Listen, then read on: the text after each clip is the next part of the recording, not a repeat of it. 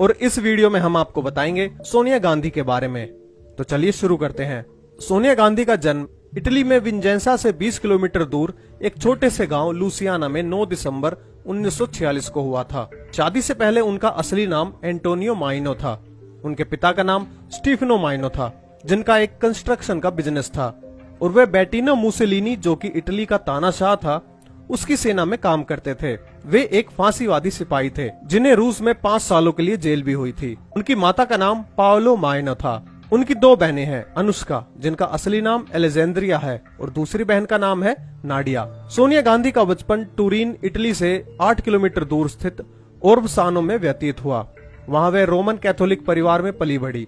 सोनिया गांधी ने अपनी शुरुआती शिक्षा एक कैथोलिक स्कूल मारिया एसोलिएटरी स्कूल में अपने 13वें वर्ष तक की। इसके बाद 1964 में वह कैम्ब्रिज विश्वविद्यालय में बेल एजुकेशन ट्रस्ट के भाषा विद्यालय में अंग्रेजी भाषा का अध्ययन करने गई। परंतु सुब्रमण्यम स्वामी ने आरोप लगाया है कि सोनिया गांधी कभी कैम्ब्रिज विश्वविद्यालय गई ही नहीं। उन्होंने बताया कि वे एक बार कैम्ब्रिज विश्वविद्यालय में एक लेक्चर देने के लिए गए हुए थे, तो उन्होंने वहाँ कॉलेज के अधिकारियों से पूछा कि सोनिया गांधी कॉलेज के दिनों में कैसी स्टूडेंट थी। तो अधिकारियों ने उन्हें बताया कि सोनिया गांधी नाम की कोई लड़की यहाँ नहीं पढ़ती थी। तो स्वामी जी ने सोनिया का दूसरा नाम बताकर पूछा, लेकिन इस नाम से भी कोई नहीं पढ़ता था।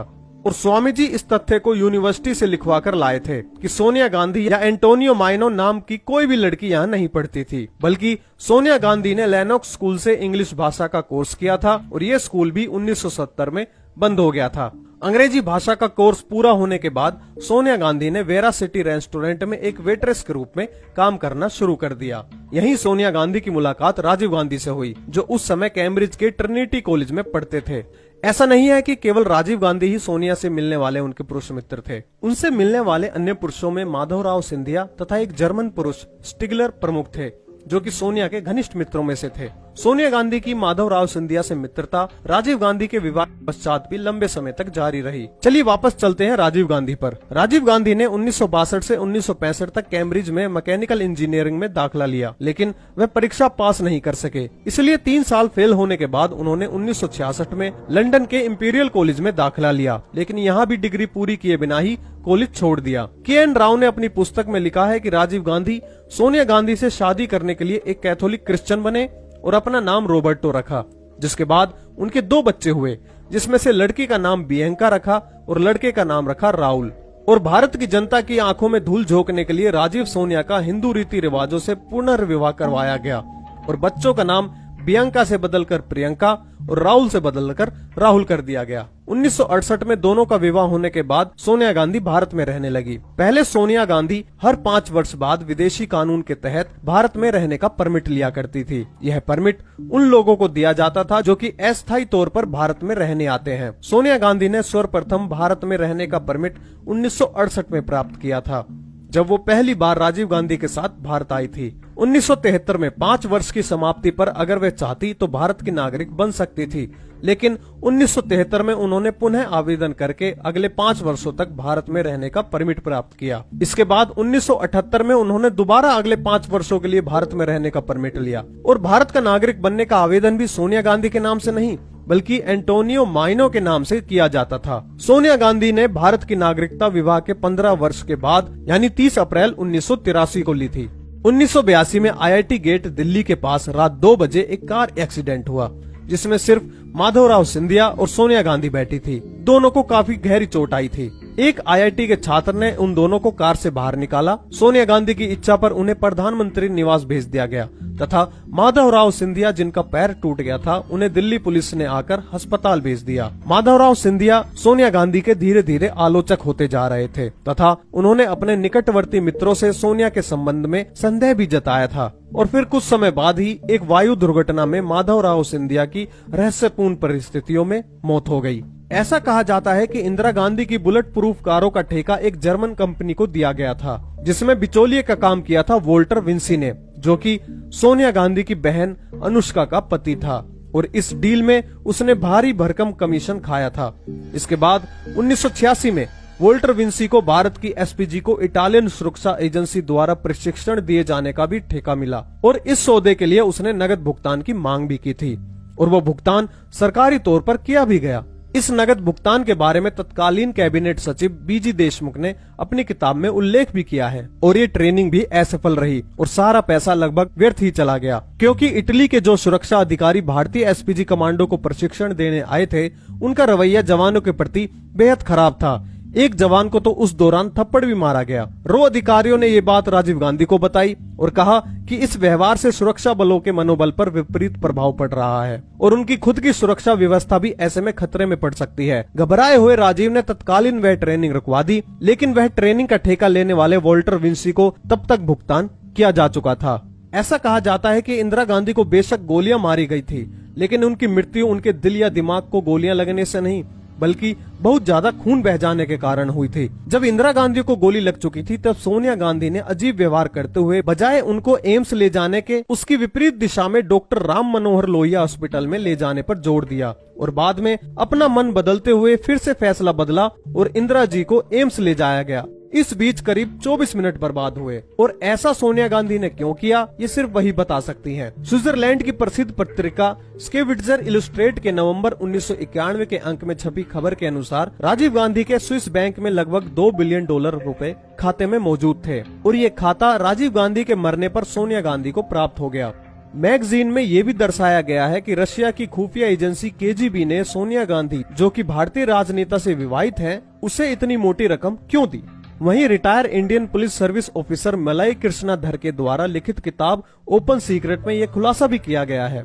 मलय कृष्णाधर ने 29 वर्षों तक इंटेलिजेंस ब्यूरो में सेवा दी थी। उन्होंने कहा है कि मेरी मेहनत भरी रिसर्च रंग लाई। उन 4 मंत्रियों यानी इंदिरा सरकार के कैबिनेट मंत्री और 2 दर्जन सांसद केजीबी, जो कि रूस की जासूसी एजेंसी है, उसके लिए काम करते थे। केजीबी इन्हें इसके लिए मोटी रकम देती थी। इस किताब में उन्होंने सोनिया गांधी पर आरोप लगाते हुए कहा है कि सोनिया गांधी एक केजीबी द्वारा भेजी हुई जासूस है। इसके साथ ही जब इंदिरा गांधी और राजीव गांधी प्रधानमंत्री थे, उस समय ऐसा कोई भी दिन नहीं जाता होगा कि जब बिना जांच के डिब्बों में भर भर कर सामान दिल्ली तथा चेन्नई अंतर्राष्ट्रीय हवाई अड्डे से रोम ना जाता होगा। ये सारा सामान एयर इंडिया तथा एलिटेलिया जहाजों में जाता था। कांग्रेस के नेता अर्जुन सिंह पहले मुख्यमंत्री के रूप में तथा बाद में कैबिनेट मंत्री के रूप में सोनिया के कार्यक्रमों को अंजाम दिया करते थे। यहाँ से पुरातात्विक महत्व की बहुत सी वस्तुओं को पहले इटली की 2 दुकानों, जिनका संचालन सोनिया गांधी की बहन अनुष्का किया करती थी, में पहुँचाया जाता था। इन दुकानों के नाम रिवोल्टा में एटनिका और बसानो में गणपति नाम से थे। यहाँ से झूठा बिल बनाकर इन सामानों को इन्हें लंदन नीलामी द्वारा बिक्री हेतु भेज दिया जाता था।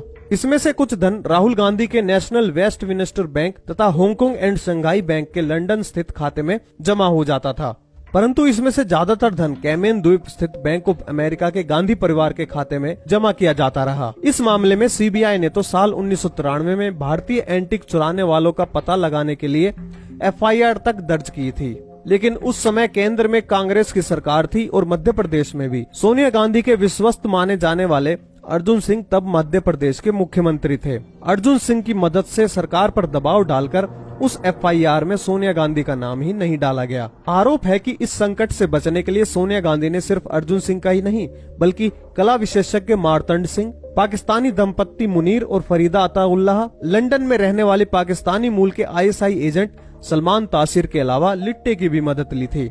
राजीव गांधी की मृत्यु के बाद कांग्रेस के नेताओं ने सरकार संभालने के लिए सोनिया गांधी को बुलाया, पर उन्होंने इनकार कर दिया और कहा कि राजनीति से वह दूर रहने वाली हैं। लेकिन परिस्थितियों को देखकर 1997 में राजनीति से जुड़ गई। 1998 में सोनिया गांधी कांग्रेस पार्टी की अध्यक्षा बनी। इसके बाद सोनिया गांधी अक्टूबर 1999 में बेल्लारी कर्नाटक से और साथ ही अपने पति राजीव गांधी के निर्वाचन क्षेत्र अमेठी से चुनाव लड़ा और करीब 3 लाख वोटों से दोनों जगह से जीत हासिल की। इसके बाद 1999 में 13वीं लोकसभा में विपक्ष की नेता चुनी गई। इसके बाद 2004 के लोकसभा के चुनावों में सोनिया गांधी के नेतृत्व में कांग्रेस और उनके सहयोगियों ने मिलकर 204 सीटें जीती। इसके बाद सुब्रमण्यम स्वामी बताते हैं कि 14 मई 2004 के अखबारों में उन्होंने देखा कि सोनिया गांधी दावा कर रही थी कि वही सरकार बनाएंगी। उस समय वह मद्रास में थे। तब उन्होंने तत्कालीन राष्ट्रपति कलाम को चिट्ठी लिखी और उनको बताया कि हमारे देश के कानून के अनुसार वह पीएम नहीं बन सकती, क्योंकि सोनिया की नागरिकता पर कई अंकुश लगे हुए हैं। उन्होंने अभी तक इटली की नागरिकता नहीं छोड़ी है। स्वामी जी ने संविधान के सेक्शन 5 के एक प्रावधान का जिक्र चिट्ठी में किया था। 17 मई 2004 की दोपहर को 12:30 बजे वे राष्ट्रपति से खुद जाकर मिले।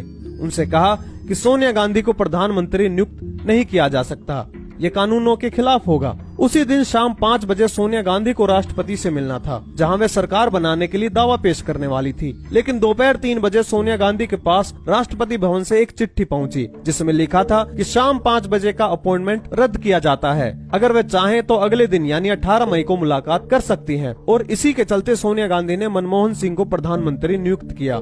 इसके बाद राष्ट्रीय सुझाव समिति का अध्यक्ष होने के कारण सोनिया गांधी पर लाभ के पद पर होने के साथ लोकसभा का सदस्य होने का भी आक्षेप लगा, जिसके चलते 23 मार्च 2006 को उन्होंने राष्ट्रीय सुझाव समिति के अध्यक्ष पद और लोकसभा की सदस्यता दोनों से त्याग पत्र दे दिया।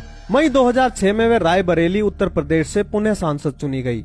उन्होंने अपने प्रतिद्वंदी को 4 लाख से अधिक वोटों से हराया। इसके बाद 2009 के लोकसभा चुनाव में उन्होंने फिर यूपीए के लिए देश की जनता से वोट मांगा। एक बार फिर यूपीए ने जीत हासिल की और सोनिया यूपीए की अध्यक्ष चुनी गई। 2012 में बिजनेस इनसाइडर की आई रिपोर्ट के मुताबिक सोनिया गांधी के पास 2 से 19 अरब डॉलर यानी करीब 99 अरब से लेकर 948 अरब रुपए की संपत्ति थी, जिससे वे दुनिया की चौथी सबसे अमीर राजनेता बन गई थी। 2013 में सोनिया गांधी पहली महिला बनी जिन्होंने कांग्रेस के अध्यक्षा के रूप में अपने 15 साल पूरे किए। इसके बाद 2014 के आम चुनावों में नरेंद्र मोदी जी के नेतृत्व में एनडीए ने 336 सीटें जीतकर सरकार बनाई और कांग्रेस को इन चुनावों में सिर्फ 44 सीटें ही मिली। इसके बाद 1 नवंबर 2012 को सुब्रमण्यम स्वामी ने दिल्ली की एक अदालत में एक निजी शिकायत दायर की कि सोनिया गांधी और उनके बेटे राहुल गांधी ने एसोसिएटेड जर्नल लिमिटेड की सार्वजनिक रूप से अपनी निजी कंपनी यंग इंडियन के माध्यम से अधिग्रहण करके 16 अरब रुपए की धोखाधड़ी की है। इसके बारे में विस्तार से जानने के लिए यहाँ आई बटन पर क्लिक करें। केस की कई तारीख पढ़ने के बाद 7 दिसंबर 2015 को राहुल गांधी और सोनिया गांधी को 9 तारीख को कोर्ट में पेश होने के लिए कहा गया, लेकिन वे पेश नहीं हुए और 19 दिसंबर 2015 को पटियाला हाउस कोर्ट अदालत ने सभी को जमानत दे दी, लेकिन उन्हें अगली सुनवाई की तारीख 20 फरवरी 2016 को अदालत में उपस्थित होने का आदेश भी दिया। इसके बाद इनकम टैक्स विभाग ने नेशनल हेराल्ड के मामले में दोनों नेताओं को तकरीबन 100 करोड़ रुपए का दंड लगाया। इनकम टैक्स विभाग के मुताबिक 2011-12 में सोनिया गांधी और राहुल गांधी ने तकरीबन 155.41 करोड़ और 154.96 करोड़ रुपए अपनी आय में नहीं दिखाए थे, जिसके एवज में दंड के तौर पर 100 करोड़ रुपए की देनदारी बनती है। अभी सोनिया गांधी इसी केस में जमानत पर जेल से बाहर चल रही हैं। तो दोस्तों, आपको क्या लगता है, क्या सोनिया गांधी कभी भारत की बहू बन पाएंगी या सिर्फ भारत को लूटना ही उनका मकसद है? हमें अपनी राय जरूर दें और हमारे चैनल को सब्सक्राइब करना ना भूलें। और यदि आपको हमारी वीडियोस पसंद आई हो तो हमें आप यूपीआई पर सहायता राशि देकर हमें प्रोत्साहित करें। तब तक के लिए करबद्ध नमस्कार।